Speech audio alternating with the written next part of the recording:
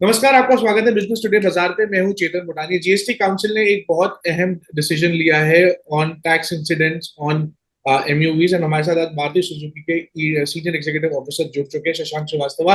Shashank sir, thank you so much हमसे बात करने के लिए। पहला सवाल और सबसे शुक्रिया। महत्वपूर्ण सवाल कि इस जीएसटी काउंसिल की डिसीजन से एसयूवी एमपीवीज पे क्या फर्क पड़ता है?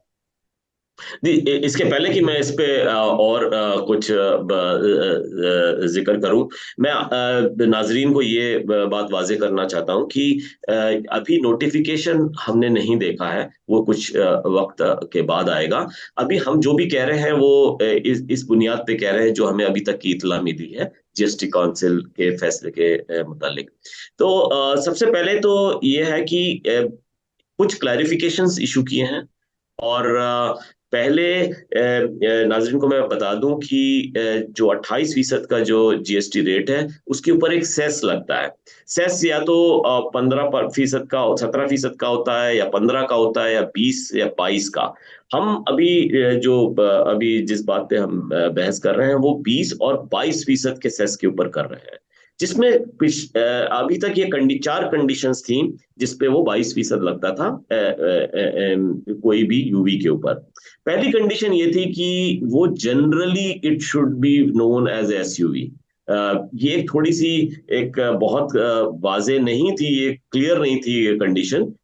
इस कंडीशन को अभी कल के फैसले में हटा दिया गया है। इसका मतलब ये हुआ कि कुछ ऐसी गाड़ियां जैसे एमपीवीज थी जो यूवी के जुमरे में आती हैं, उन पे भी ये 2% एक्स्ट्रा सेस लगेगा। एक तो ये क्लैरिफिकेशन हो गया। दूसरा, बाकी जो कंडीशंस हैं वो वही की वही रखी हैं। और वो तीन कंडीशंस हैं। एक की 4 मीटर के ऊपर होना चाहिए लेंथ, यानी गाड़ी की साइज 4 मीटर के ऊपर होनी चाहिए। दूसरा, इंजन की साइज 1.5 लीटर के ऊपर होनी चाहिए। और तीसरा, जो ग्राउंड क्लियरेंस है, मतलब गाड़ी जमीन से कितनी ऊंची है, वो 170 मिलीमीटर से ऊपर होनी चाहिए। अब क्लैरिफिकेशन ये आया है कि जो ग्राउंड क्लियरेंस की आप कैलकुलेशन करेंगे वो अनलेडन कंडीशन में होगा। मतलब व्हीकल पे कोई भार जब नहीं रखा जाएगा उस समय कितनी ग्राउंड क्लियरेंस है उसको लिया जाएगा, बनस्पत इसके जो अभी तक होता आ रहा है कि जहां पे गाड़ी को की लेडन वेट, मतलब जिसपे वेट लगाया हुआ है उसके ऊपर ग्राउंड क्लियरेंस क्या है। लिहाजा कुछ ऐसे गाड़ियां होंगी जो जो कि लेडन कंडीशन में 170 मिलीमीटर के नीचे ग्राउंड क्लियरेंस था। इसका मतलब वो 20% के जुमरे में आ रहे थे जहां तक टैक्स की के लिहाज से।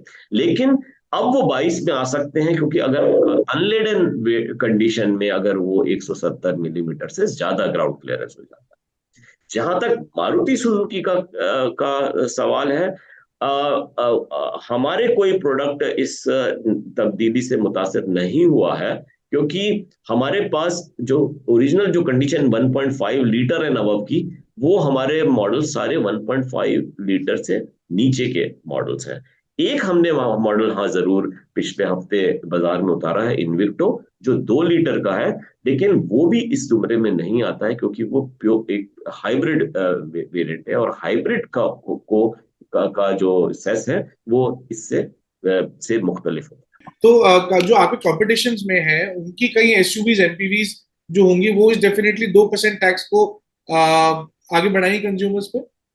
जी देखिए, जैसे मैंने बताया एमपीवीज हैं जो पहले एसयूवी की तरह क्योंकि नहीं जानी जाती थी, वो नहीं आती थी इस जुमरे में, इस सेस के।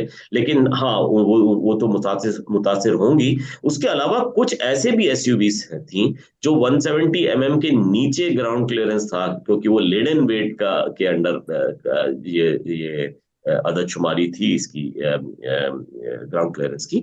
लेकिन अब वो शायद कुछ गाड़ियां ऐसी होंगी जो 170 मिलीमीटर के ऊपर हो जाएगा ग्राउंड क्लियरेंस। हाँ, उन मॉडल्स की जरूर 2% जो कीमतें हैं बढ़नी चाहिए। अब ये उस पे मशरूत है ओईएम पे कि वो सारी की सारी जो 2% है वो कंज्यूमर को पास ऑन करता है या वो कुछ ऑब्जॉर्व करता तो आइडियल सिचुएशन क्या रहती है सर ऐसे ओईएम्स के लिए कि 2% तो यूजुअली कंपनीज अब्सॉर्ब कर लेती है कि पास ऑन करती ही करती है क्योंकि टैक्स का है। नहीं, मामला जनरली जनरली टैक्स का मामला है, they will definitely pass it on, तो टैक्स तो देना ही पड़ेगा। है। श्योर। आखिरी सवाल सर, अभी श्याम का डेटा आया, उसमें 2% ऊपर के रुझान आ रहे हैं पीवी सेल्स के। टू व्हीलर्स भी अच्छा रुझान दे रहा है सर। क्या कहना है, क्या ये मोमेंटम चलता रहेगा अभी, की थोड़ी मार्जिनल ग्रोथ या जुलाई ऑनवर्ड एक्सपेक्टेड है सर? जिसे यहाँ पे दो पहलू है जिसकी मैं निशानदेही करना चाहूंगा। एक तो है एब्सोल्यूट वॉल्यूम्स, मतलब कि कितना गाड़ियां बिकेंगी। अब आप देखिए पिछले तिमाही में जो अभी अप्रैल मई जून की थी, उसमें बेस्ट एवर अप्रैल था, बेस्ट एवर मई था, और जून भी हमारी मुल्क की पैसेंजर व्हीकल की तारीख में सबसे ज्यादा गाड़ियों वाला महीना था। लेकिन और 9% के ऊपर इजाफा हुआ है अगर आप इसका आप मुवाजना करें गुज़िश्ता माली साल 22-23 से। आगे आने में वाले वक्त में, स्पेशली जो ये महीना है और इस तिमाही की बात करें, जुलाई अगस्त सितंबर की, मुझे लगता है कि डिमांड पैरामीटर्स काफी स्ट्रांग है और आपको वॉल्यूम्स अच्छे देखने को मिलेंगे। लेकिन ग्रोथ जहां तक सवाल है, वो आंकड़े थोड़े से दबे हुए हो सकते हैं, क्योंकि जो बेस इफेक्ट है, मतलब पिछले साल जो क्वार्टर टू था, बहुत हैवी क्वार्टर था। इनफैक्ट वो पहला क्वार्टर था हमारी तारीख में, मुल्क की तारीख में पैसेंजर व्हीकल के लिहाज से, जहां पे 1 मिलियन से ज्यादा गाड़ी बिकी थी। इसलिए उस इस हाई बेस पे आंकड़े ग्रोथ के थोड़े आपको बुझे हुए या छोटे दिखेंगे। लेकिन हाँ, एब्सोल्यूट वॉल्यूम जो है वो उस हवाले से मेरे ख्याल में इंडस्ट्री में अच्छा नंबर देखने को मिलेगा। ठीक है सर। एंड ये पूछना चाहूंगा सर कि अभी एसयूवी सीएनजी लॉन्च करी है मारुति ने फ्रॉन्क्स में। तो क्या काफी स्कोप बढ़ रहा है मारुति सुजुकी? काफी प्रोडक्ट्स आपने ऑलरेडी सीएनजी में लॉन्च कर दिए हैं, तो मारुति सुजुकी क्या बहुत फोकस्ड है सीएनजी की तरफ? और क्या कोई तरीका है जिस तरीके से हमारी एसयूवीज भी आगे जाकर मारुति की तरफ से उसमें भी सीएनजी की कुछ उम्मीद हो सर?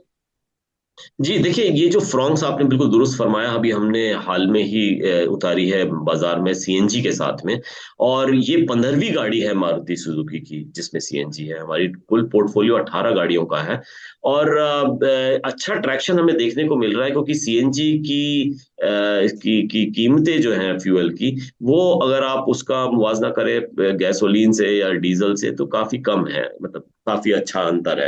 यही वजह है कि रनिंग कॉस्ट कम है, और सीएनजी का जो पेनिट्रेशन है हमारे पोर्टफोलियो में, वो उसमें खासा इजाफा देखने को मिला है। पहली तिमाही में करीब 26% इसका पेनिट्रेशन था। अगर आप इसको कंपेयर करें जो बीते हुए माली साल 22-23 से, उस समय हमारा सिर्फ 20% था। तो और इस क्वार्टर में भी हमने 1,06,000 सीएनजी गाड़ी बिकी, और इस अगर यही रुझान चलता रहा, तो इस जो रवा माली साल है 23-24 का, उसमें हम सीएनजी मेरे ख्याल में 4.5 लाख से 4,70,000 तक की जो है गाड़ियां सीएनजी की बिकेंगी।